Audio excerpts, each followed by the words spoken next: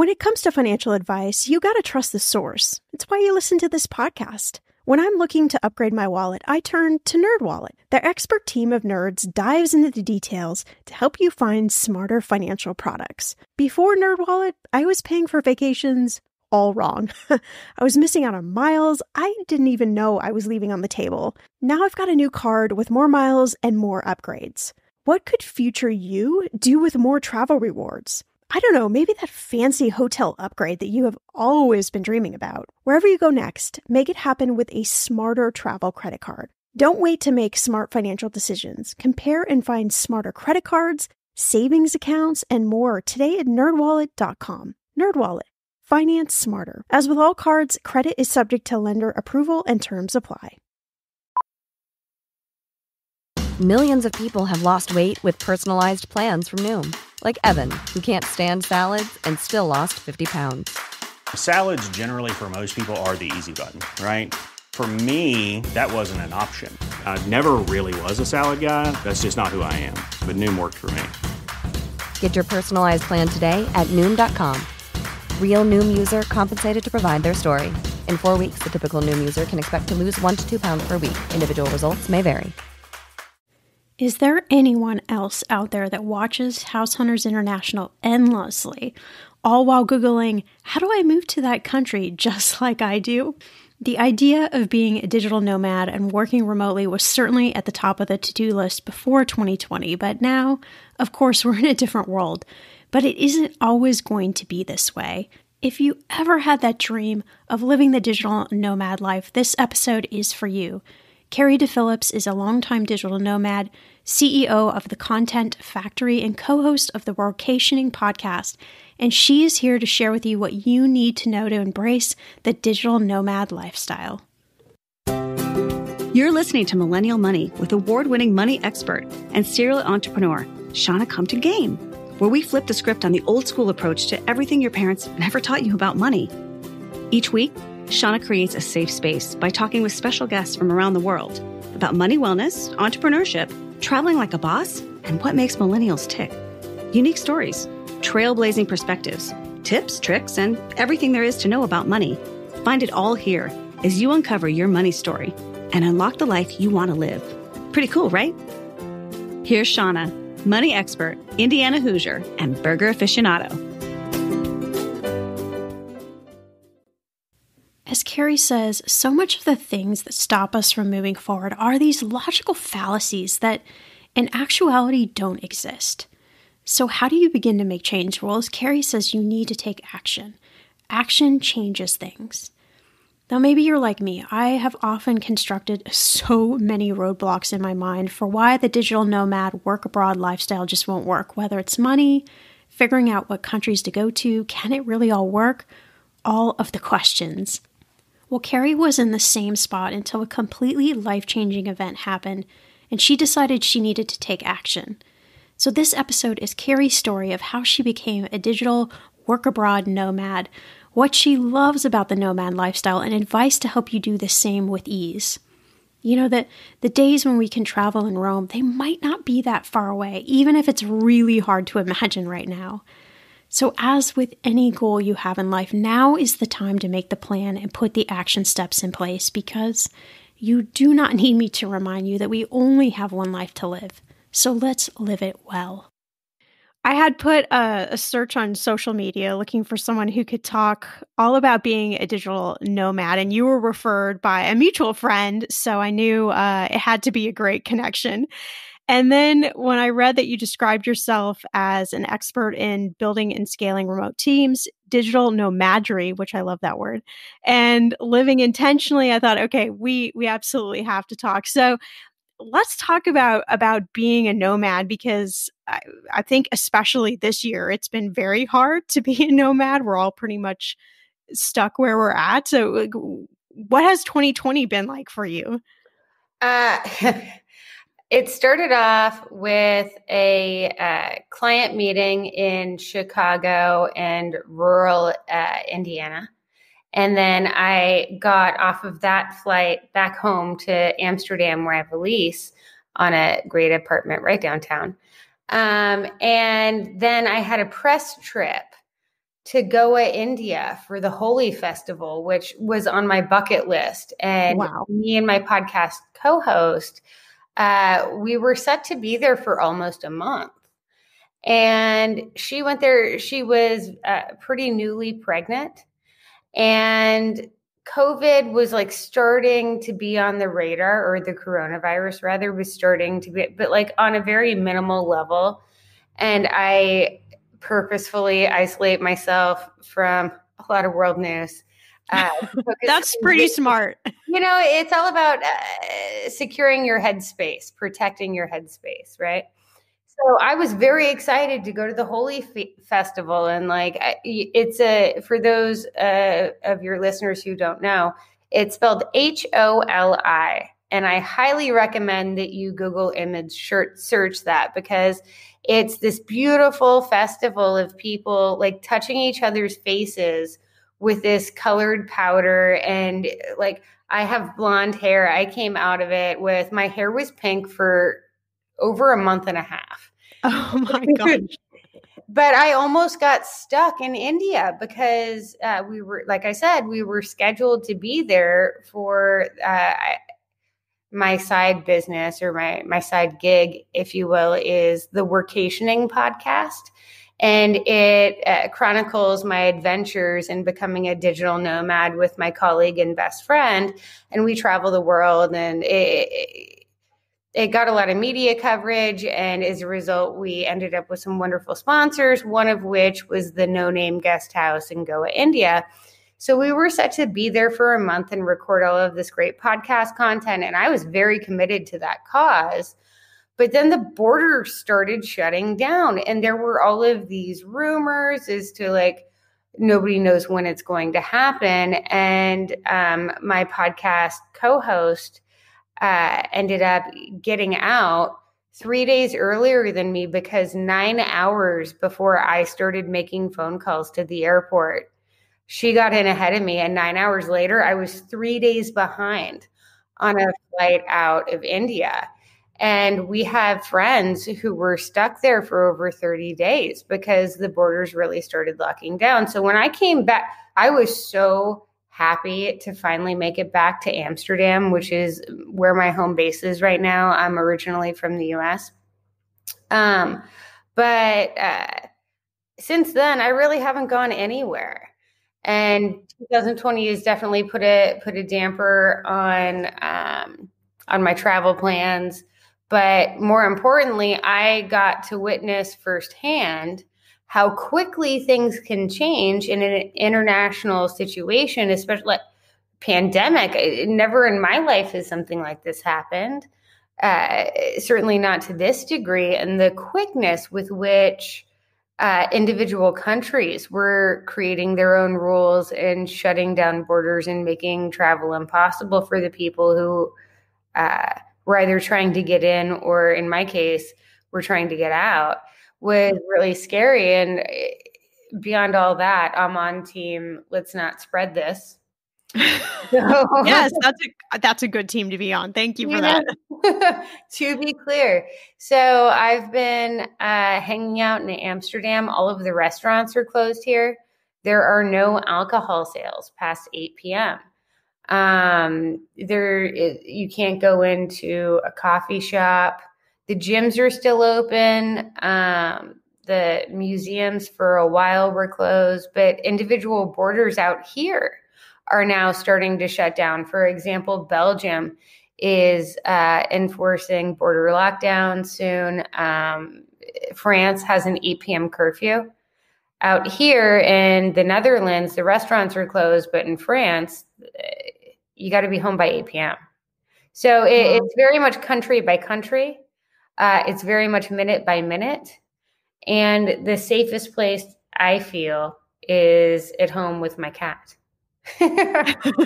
That's a good place to be. That's a good place to be. Well, I mean, I just have like so many questions, but just based off of your story, which is extraordinary, do you think, is this going to change the way you travel in the future? Meaning, the fact that things can change so fast and maybe you have to scramble, maybe you have to come up with cash to get on a flight or whatever it might be. Do you think that this is going to change how you even prepare going forward?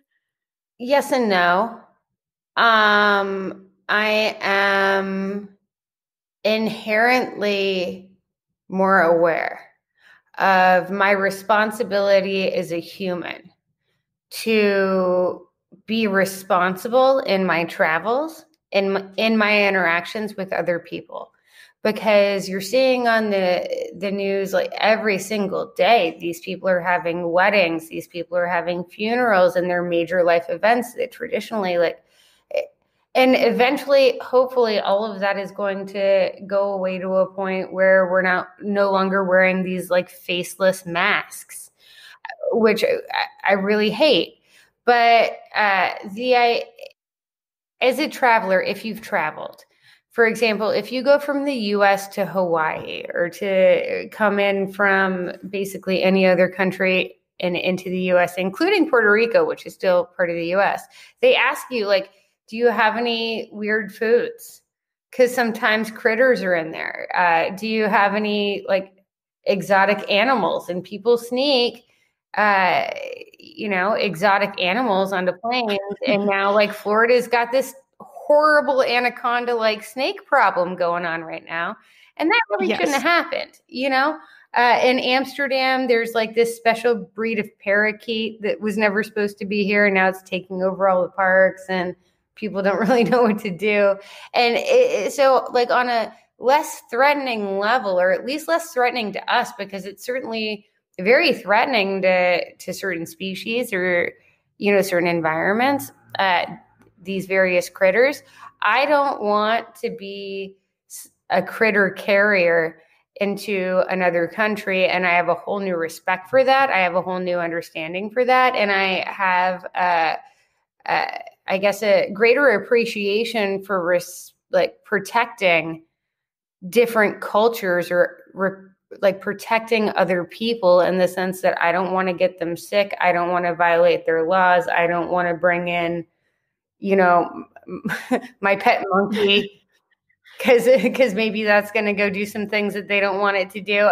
I don't have a pet monkey, but if I did, for some reason, that was the first thing that came to mind. If you're asking like how it's going to change my travels, I plan to travel as soon as possible and as much as possible, whenever it's safe and I feel secure that I'm not going to be endangering others in my adventures. Yeah, I think that's smart. Yeah, and definitely leave your pet monkey at home, please. I don't want to quote your words, but I would love for you to share the story of the unfortunate passing of your mom and how that really like prompted you to get into the nomad lifestyle, the traveling around, because I think so many of us share your sentiment from that story, and we really want to live life, on our terms, or we want to do the things we want to do. We want to go to those festivals. We want to see everything. And yet so many of us stop ourselves. Either we don't feel like we can do it, or we don't feel like we have enough money, fill in the blank with whatever it might be. But I think your story is really inspirational. So I'd love if you'd share a little bit about it.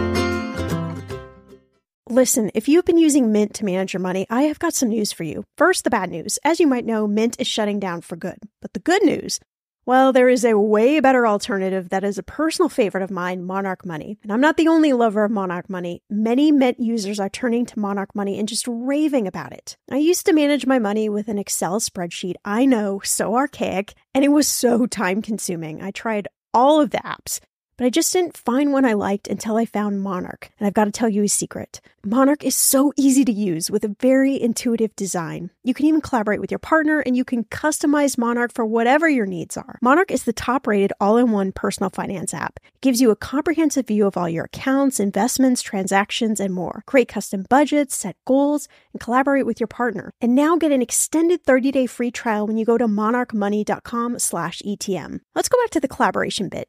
Because we know money is a leading cause of divorce and breakups, Monarch has built-in collaboration features so you can invite your partner at no extra cost. You can see all your finances, make a budget together, get insights on your cash. Yes, cue the confetti. There will literally not be any more arguments over money. And if you've been frustrated with personal finance apps that are cluttered with ads, difficult to use, or rarely updated, so was Monarch. They built a new kind of personal finance app that's intuitive and powerful, ad-free, and constantly improving based on customer feedback. Monarch has a tool that allows you as well to easily import your data from Mint. You can keep all of your tags and all of your categories. After trying Monarch for myself, I understand why it's the top-rated personal finance app. And right now, get an extended 30-day free trial when you go to monarchmoney.com/ETM. That's monarchmoney.com/ETM for your extended 30-day free trial. We've all spent more time with family lately. It can feel like old times, but your mind is on the future too, and what you can do to shape it. At Sandy Spring Bank, we work with clients to help them grow and protect their money with wealth management, trust services, and insurance, so they can enjoy today and ultimately pass along their wealth. We believe real banking is a conversation. Let's talk about your dreams. Visit sandyspringbank.com/wealth. Wealth and insurance products are not FDIC insured, not guaranteed, and may lose value. Sure. Yeah. No holds barred. Here we go. I grew up on a farm in Northern California. My dad had felony convictions and terrible, at least alcohol problem. My mom really held it down for us. And, she, despite her best effort, she was in an abusive relationship, and one in which she really couldn't find a way out of. And she used to always tell me, well, when you and your brother turn 18, and my younger brother is 4 years younger than me. And I'm thinking, lady, that's a long time, I'm like 16 and I'm like, sis, I don't know. And she was like, when your brother turns 18, then I'll leave. And I found out later that he was threatening that, if she were to leave him, he would kill us. And it was just a really terrible situation. And I look back at her situation with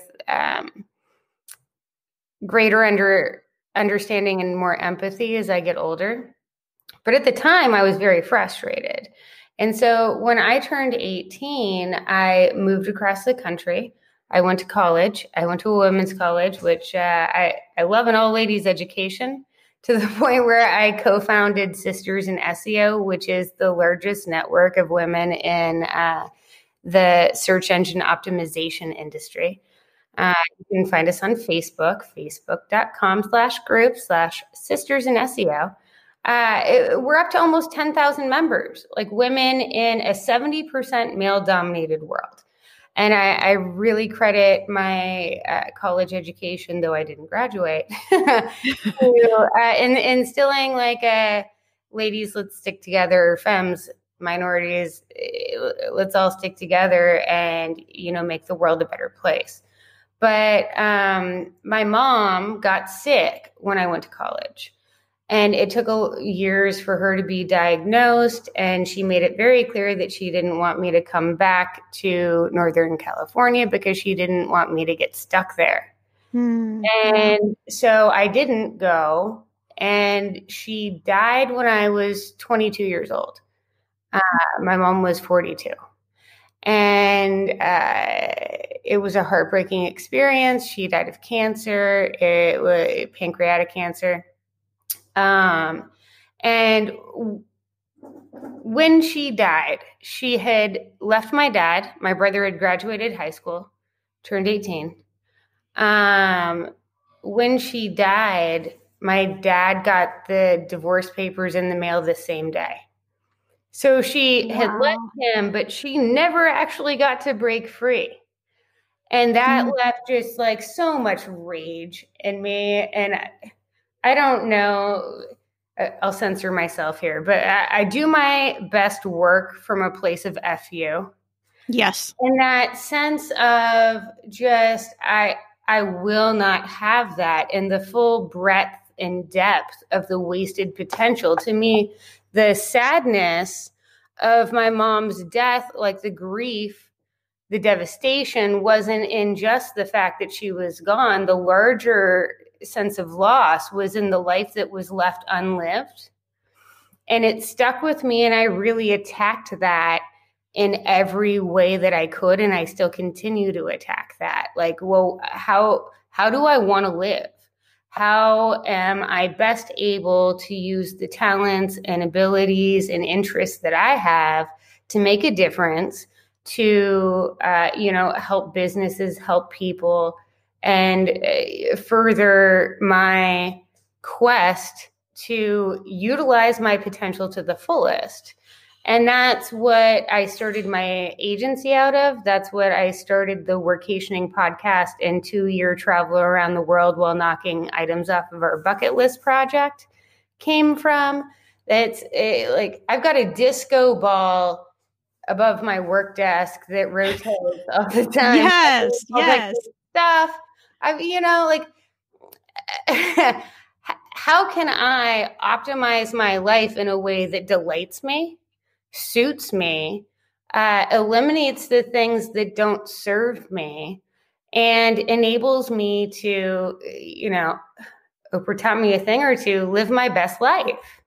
And also do the most that I can to not waste any potential, because that is like the greatest fear that I have and the greatest takeaway from my mom's very early passing. And my mom, I like to say I'm a watered down version of her. She was amazing, incredible. Like, I don't want to break down, but like, that lady taught me a thing or 12. And I just, It breaks my heart to think of what she could have been if she had only gotten out of her shitty situation sooner. Yeah. I mean, wow. Thank you for sharing. That's such a powerful story. And I know that there's definitely somebody listening that's resonating with that for sure. What would you say to someone? I mean, this obviously has been a very tough year all the way around. We've all felt it, but what would you say to someone who really wants to start living intentionally, but just doesn't know how to do it? Are there any pearls of wisdom you can offer? I totally hate to be self-promotional with this like very heartfelt and important question. But if you look at if you take a look at the Workationing podcast and you go to There Is No Spoon, Overcoming Mental Blocks, so much of the things that stop us from moving forward are these logical fallacies that in actuality do not exist, but they exist and perpetuate and holding us back from achieving our full potential. For example, the sunk cost fallacy. You see that a lot with MLM people, multi-level marketer people. I'm sure you've known a lot of people or your listeners rather, have known some people who really tried the like beach body thing, or the supplement thing, or that leggings company that did not really make it that well. Yes. And at what point, at what point do you stop buying that inventory? At what point do you stop messaging these people that you haven't talked to since middle school? At what point do you look at that and say, I spent a lot of time, I spent a lot of money, I put a lot of potential personal embarrassment and received it, quite frankly, on the other end of these like messaging people in the name of trying to build up my squad so that I could be the next team leader or whatever it's called now. Like, at some point you got to say that's, and in some cases, and for me, like I've personally experienced that. Like, I've been divorced. I got divorced at 30. That was a relationship that he was with me when I started my company. He was with me when I built my company. We had moved to different states together. We had traveled together. We had all of these wonderful experiences, but like, it wasn't working for me. And like, I could have sat in, and I did sit in that sunk cost fallacy. I spent so much time here. I gotta maintain. At some point, it's going to pay off, right? Yeah. And there are so many of those that you can look at, and like the imposter syndrome for women in particular. Imposter syndrome is the word, and you see it in our paychecks because we don't ask for raises because we don't want to come across as abrasive or anything less than, keeping things copacetic around here, right? Like there are a lot of, I love logical fallacies because I think that when you dig deep into them, you're able to identify the ways in which, I guess, just bad thought holds you back, but it's common thought. It's the thought that it is natural, and you have to deprogram yourself to be able to recognize, well, have I been bitching about my job for the last year or longer? Because in many cases, it's you've been complaining about that job for a very long time, or your boss or your pay, and like, what steps have you taken to remedy that situation? How many other jobs have you applied for that pay more and will cause you less pain in the last month, 3 months? Did you start it and then did you give up? Like, there's action required in digging out of these logical fallacies and these like comfortable pits that we settle ourselves into. Yeah, I mean, what great advice. I spend a lot of time on this podcast talking about mindset, like particularly around money, because it's a topic that we tend to overlook, and a lot of those fallacies that you've talked about are things that stop people or keep people stuck in certain patterns. And I love that you talk about action, because that's something I am definitely a proponent of. Is you have to take some sort of step, and then another step, and another step. And even if you don't know what those steps are, it's okay. Yeah. Just start taking a step, and the next step will reveal itself. Mm-hmm.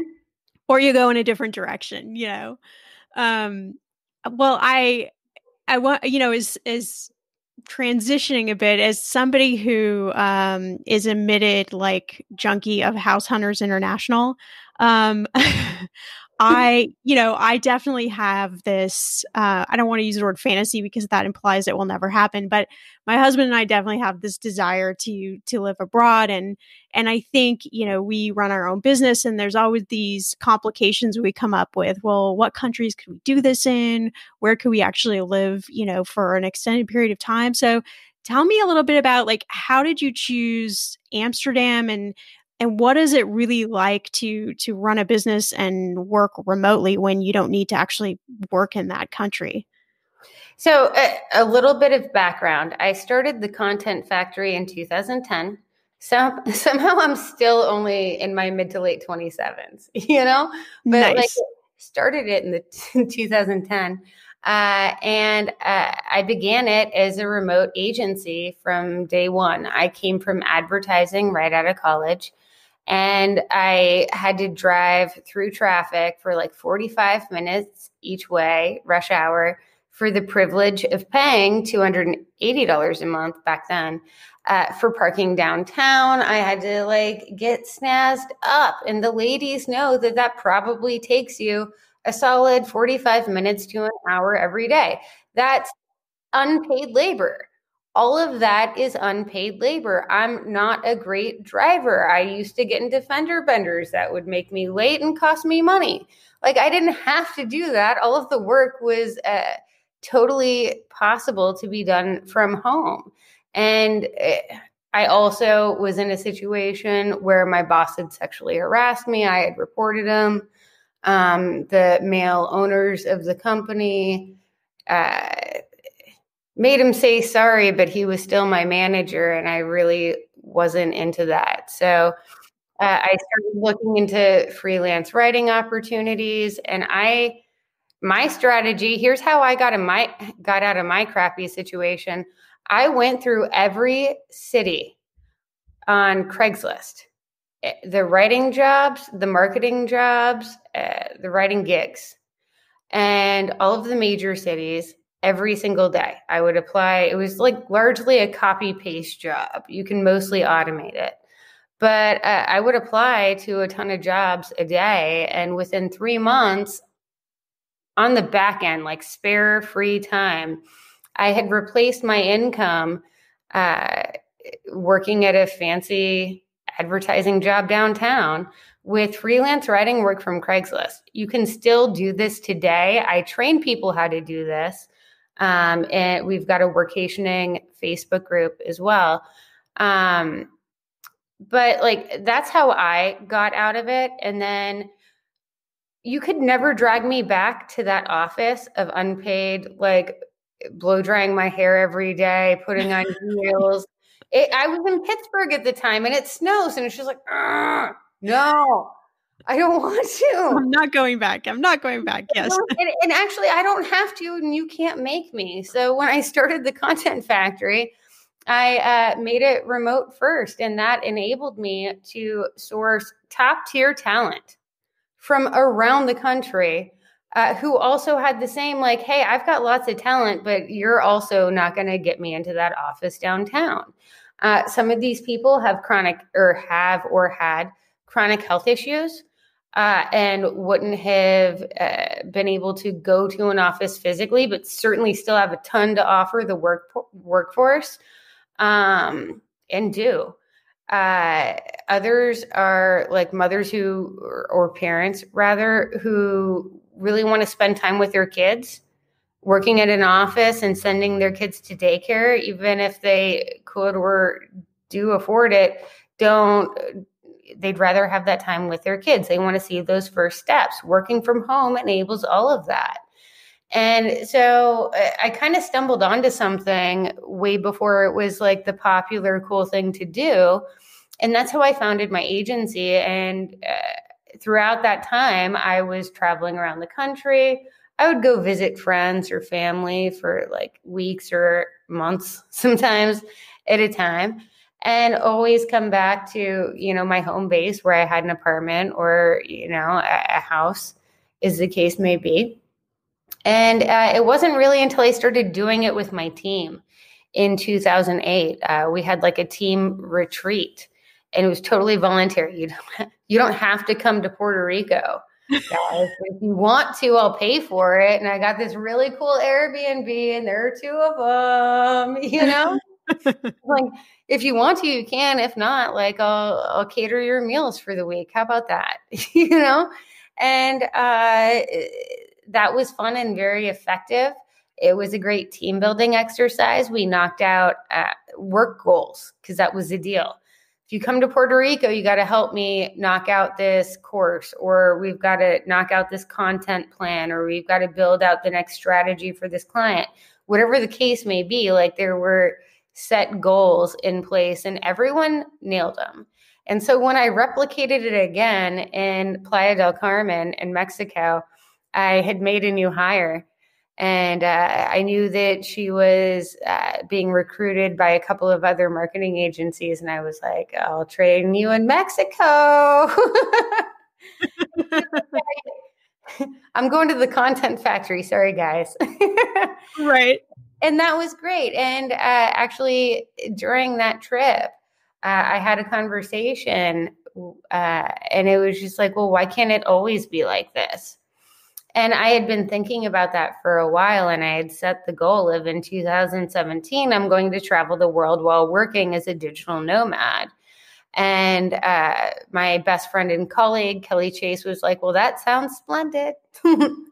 And on January 1st, before then, within like 4 months, we packed up all of our stuff into 10 by 10 storage sheds. She put hers in Ohio, mine was in New Hampshire, and we met in Puerto Rico, spent a month there. And then we went to Medellin. We went to Acapulco. We went to Prague. We went to Montreal. We've been all over the place. And it's totally possible.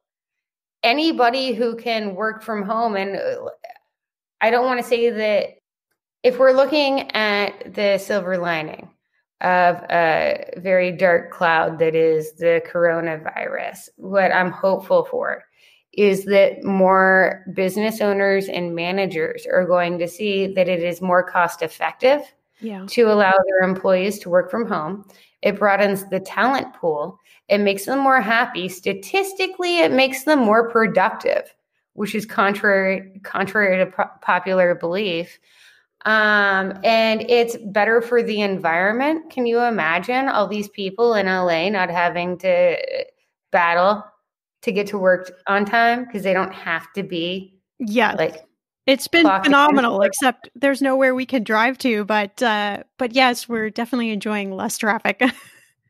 So I'm hoping that this is really like, again, looking on the bright side, hopefully. I hope that more companies are going to recognize the cost savings, the expansion in talent acquisition opportunity, the benefit to the environment, the positive impact on employee productivity and mental health, and enable more people to, if they want, listen, you don't have to be a full-time digital nomad. You don't have to do it for years like I did or have been doing when I'm able to. You can do it on a month-by-month or week-by-week basis, but it's possible to do great work and experience new things and slap your eyes on the coolest stuff that you can imagine all at the same time. Yeah, I just think it's so amazing. And I'm sure that so many people are, I can often hear people like screaming at me through the podcast, like, ask the question of how. So can you walk us through a little bit? Like, okay, let's pretend we're back in normal time when we can all travel. You know, if somebody really wants to start embracing this digital nomad lifestyle, like what are some of the steps that you think they should take to either get set up or to find the right country to start at, to work from? Like, what should they do? So I have a free guide. It's a blog post. I'll send you the link, and then maybe if you want, you can put it in the show notes. But it's called How to Untether Your Life and Work from Anywhere. And then I have a video, How to Hack Craigslist for Remote Work. Both of these things are free. The video's on YouTube. Step one is get a job that you can work remotely, right? Step two, well, where are you allowed to go? Unfortunately, during let's remove the pandemic just for the case study purposes, because the pandemic makes things a lot more complicated. Like the US is not like a friendly zone for a lot of countries right now. But like pandemic, right? So pandemic notwithstanding, well, where do you want to go? Turns out you can go basically anywhere. I did it. I did not have a passport until I was 30. I got my divorce and I said, Kari, now is the time. I went to the post office. I got that photo taken. I don't know why that paperwork was so intimidating to me. My family never traveled. Again, I grew up like poor white trash, forgive the expression. And so it was like a totally foreign experience for me that seemed very intimidating. Turns out all you got to do is like go to the post office, get your photo taken, and then you like write a check and you fill out some paperwork. And it came even sooner than I expected. It was like, oh, I've got a passport now. I feel like a fancy lady. And you can basically go anywhere. You can hang out in the Schengen region of Europe, which is basically all of Western Europe. Double check that. I'm not a lawyer, but it's basically all of Western Europe. Yes. You can go hang here for 90 days. When I was in India, I got 30 days there. I think I got 90 days there. That was, I think, 45 euros for that visa. When I went to Turkey, I spent 6 months in Turkey last year. I picked up a street cat and she stole my heart. And the vet was wrong when he said that, oh, you can take her on a plane right away. Nay, they turned me away. And then I found myself just like waiting it out in Turkey for this cat to turn 6 months so I could bring her home. But like I was able to do that. And it was no big deal. In fact, in Turkey, I overstayed my visa by like 13 days. I had that cat I was worried about. It was just, I was not counting my days in my passport very well. And I thought the Turkish police were for sure going to throw me in prison because I got to the airport and they were like, no, ma'am, go over here. And I was like, well, that sounds very scary. Okay, I'm going to do it, And so I go over there and they're giving me the like disappointed dad face, like you could have done better. And I'm thinking, oh, like, is this where I end up in like locked up in Turkey? Like, can I write my family? How big of a deal is this? And he was like, okay, you go downstairs to the ATM and you pull out like 200 Turkish lira, which was like apparently $73 US. And he was like, and you just bring that to me and you're good to board your flight. Wow. And I was like, what if I do it again? And he was like, you're going to get another fine. And I was like, okay, I won't do that again. Because that was a very intimidating experience for me to go through. But and I don't mean to be cavalier about overextending visa stays, but that's been to date my largest run-in with any international, knock on wood, any international police forces. It's as easy as booking a plane ticket, really. Yeah. And finding an Airbnb. And you can get great deals on Airbnbs. And if you want to be strategic about it, the next level is if you're trying to network and meet new people, check out the digital nomad hotspots. That's why we ended up in Medellin, Colombia. Chiang Mai is also very big. You can find them by Facebook searching digital nomad groups. And then you'll see like, oh, where's everyone hanging out? Maybe there's a reason. There's a built-in friend group though, because they have meetups every week. Like you're not going to be lonely. If you were to solo travel around the world, let's say 50 years ago, that would probably be a very lonely experience. We live in the day and age of the internet box. So we're just a couple taps away from finding out like there's a meetup of digital nomads, or there's a meetup of web programmers, or pick your industry, happening every single week in all of these major and minor cities. It's not a lonely experience. It's an intimidating experience, speaking from personal experience. And maybe I don't mean to speak for all experience. It was an intimidating experience for me to pack up all of my stuff and decide that I was going to travel the world. And I didn't even know where I was going after the first stop. I was just going to make it up as I went along. And I did. And out of all of the cities I visited, Amsterdam, the most beautiful and easiest. Everyone speaks English here. I've never seen more gorgeous people. I've had better food, but the canals are one of a kind, and it was very easy for me to get a visa. And now I'm able to stay in Europe. I renewed my visa earlier this year. I'm good for another 5 years.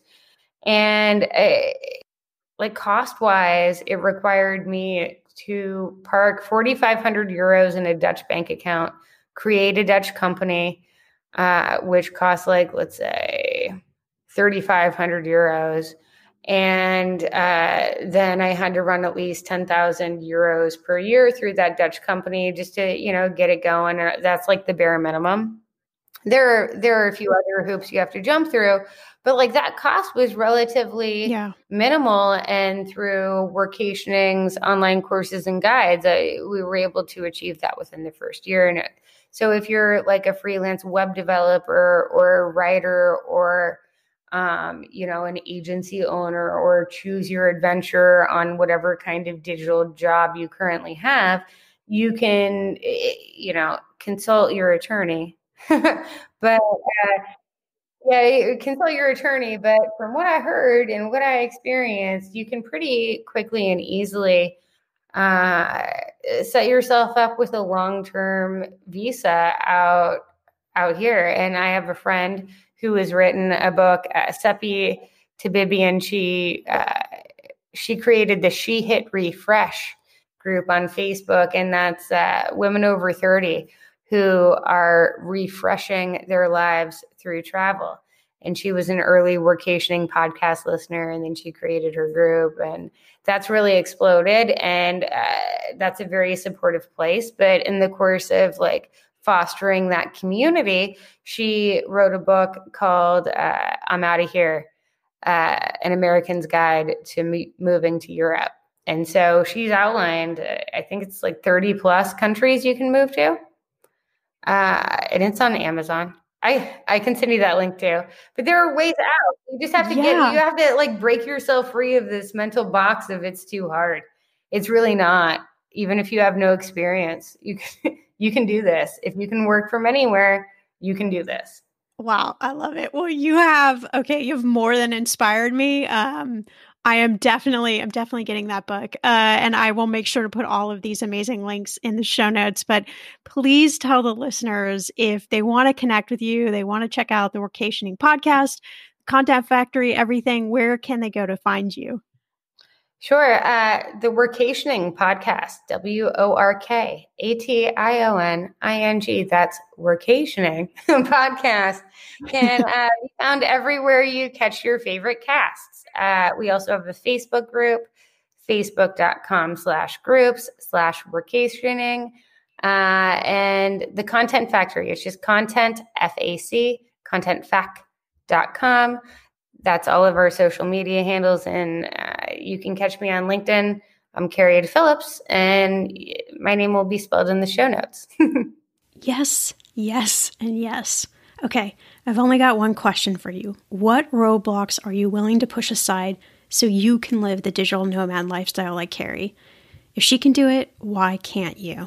Thanks so much for listening to this episode. Please take a minute and share it with a friend who you know would enjoy it, and then tell them to pass it along as well.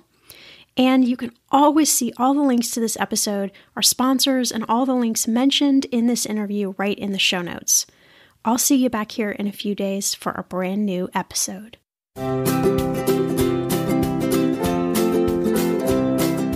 Hey, you. Yes, you. Before you go, we want to say thanks for listening to this episode of Millennial Money. For all the links, tags, and ads you've heard on today's episode, check out the show notes or go to mmoneypodcast.com, where you'll find more episodes to share with your friends.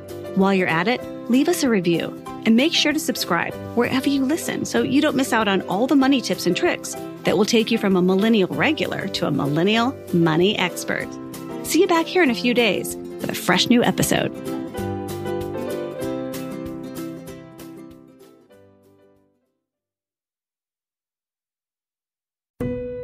Everyone knows that putting money aside in savings is really important. But then what? Should you keep your savings locked in a CD for a higher rate or keep them liquid in a money market? Can your checking account help you save too? Or is it about creating the right combination? We believe real banking is a conversation. Let's talk about the savings options that are right for you. Learn more at sandyspringbank.com. Member FDIC.